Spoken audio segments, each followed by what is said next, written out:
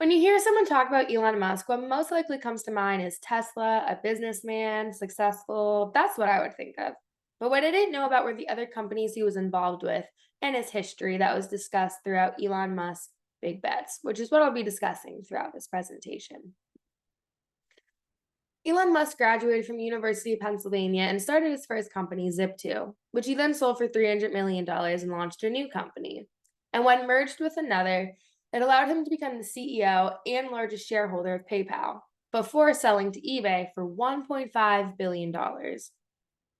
However, with funding and selling two major startup companies, he was not satisfied. So he began funding space exploration technologies known as SpaceX because he wanted to be invested in projects that could change the world. And 2 years later, in 2004, Musk became the chairman of Tesla and in 2008, the CEO. Although Tesla was created with the intention of producing electric vehicles, Musk had a larger vision to make Tesla a renewable energy company. So, with that in mind, later in 2016, Elon Musk announced his plans to acquire SolarCity. And with his involvement in several different companies, many people wondered what direction Tesla would take, whether it involved electric vehicles, solar energy, space exploration. So the first company Musk was involved with was SpaceX because he wanted to be involved in things that changed the world. After investing $100 million, he nearly lost his entire investment when SpaceX struggled to complete a successful launch. However, in 2012, SpaceX became the first commercial firm to successfully dock a vehicle with the International Space Station. And in 2015, he discovered the benefit of reusable rockets, which would cut the launch prices by 30%. So, in 2012, SpaceX launched and landed the previously flown Falcon 9 rocket. And with these successful launches, it led SpaceX to become one of the most valuable private backed companies in the world, which was valued at $12 billion. While funding these space exploration projects, Musk was also involved in the manufacturing of electric vehicles. At the time, electric vehicle purchases remained a very low fraction of the auto industry. So, to promote the purchases of electric vehicles, the government introduced a federal tax credit of $7,500 per vehicle purchased.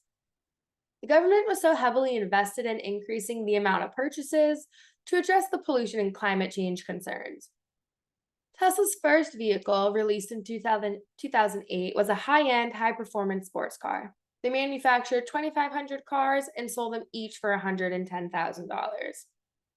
The next car they produced was the Model S, which was a sedan they priced at $70,000.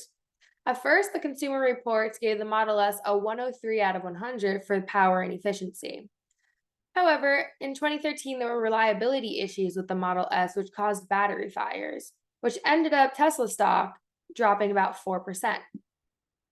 After modifications to the Model S, Tesla released the SUV Model X and sold 37,000 vehicles by 2017. However, the Model X also had reliability issues, which led to a recall of 2,700 vehicles. And later, Tesla announced this mass market vehicle, the Model 3, which began accepting pre orders. And within the first month, there were 375,000 orders for the Model 3. So, although Tesla seemed to be successful with growing sales and reviews, Tesla was losing about $4,000 per car sold. And in addition to this loss per car, there were other disadvantages to the electric vehicle industry as well. First being the increased competition. Because of government's encouragement for electric vehicles and the available technology, other car manufacturers began manufacturing electric vehicles, including Ford, Nissan, Mercedes. And in addition to the competition, the cost of batteries and the range of batteries was another downside of the industry because the cost was so high and it was something that was unavoidable. With Tesla producing thousands of electric vehicles, Musk introduced the idea of building a gigafactory. And with the intention of the gigafactory, they were able to produce the Model 3 batteries, and quickly realizing the potential of the gigafactory, ended up producing Model 3 gearboxes and motors as well. And it and the gigafactory allowed Tesla to enter the energy storage industry, starting with 800 supercharger stations, mostly located throughout the US. And in 2015, Tesla announced that one third of the batteries produced were dedicated to the new energy storage business, proving Musk's plan all along for expansion and becoming a vertically integrated company. The Gigafactory also allowed Tesla to partner with Panasonic to build a second Gigafactory producing photovoltaic cells for solar panels. So, with the success of the Gigafactory, people wondered if Elon Musk would push Tesla to become primarily a battery company. And there are some advantages to this.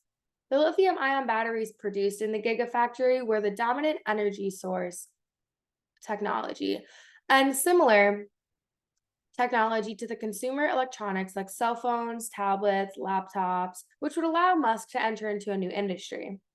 Another advantage would be the demand for lithium ion batteries increasing drastically from 21 billion to 76 billion within only 4 years.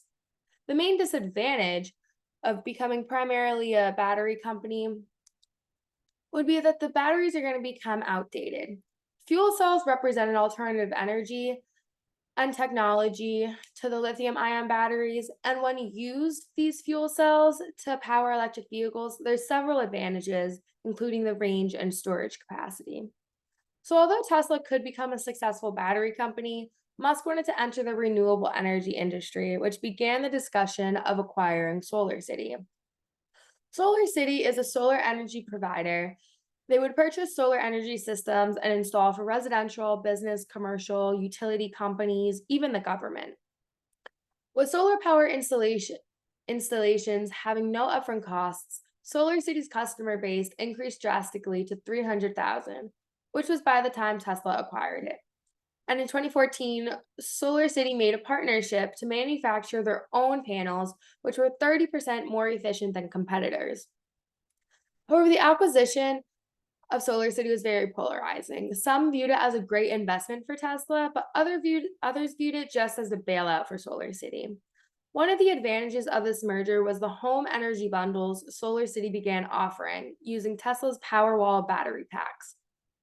Furthermore, the merger would create a $150 million cost synergy as well as revenue synergies. The company could capitalize on cross-selling.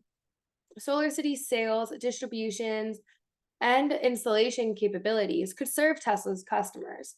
And vice versa, SolarCity's sales could increase through Tesla's stores across the US. However, there were many people that did not support the acquisition, one reason being the increased competition in the solar industry, because the barriers to enter have decreased because of the falling price of solar panels. And in addition to the increased competition, SolarCity was already operating at a loss of $980 million from 2014 to 2015. However, Musk responded to the criticism by pointing out that the debt position and cash flows appeared worse than they actually were, because SolarCity's debt used debt to finance rooftop installations that would generate revenue in the long run through their leases and power purchase agreements. After the acquisition of SolarCity, the future of Tesla was in question. Would it remain primarily a large auto company, a battery company, or sustainable energy company? In my opinion, I believe Tesla would succeed as a sustainable energy company. If Tesla were to claim itself as a sustainable energy company, this would allow them to continue producing electric vehicles, battery packs, storage systems, and solar panels, rather than limiting the company to one industry, whether that be solar energy, batteries, or electric vehicles.